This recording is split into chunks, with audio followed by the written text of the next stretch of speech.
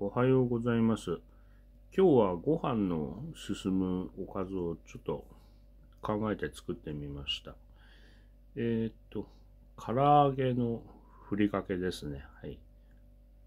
唐揚げをですね、細かく食用のハサミで切りまして、それをオーブンで揚げて油を抜いて、それに、黒ごま、ラー油、七味を、あと塩コショウを足しまして、ふりかけ用の唐揚げ用ふりかけを作りました。はい。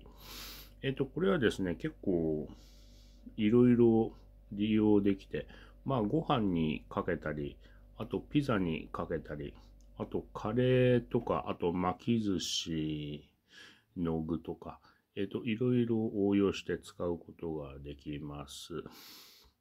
いかがでしょうか。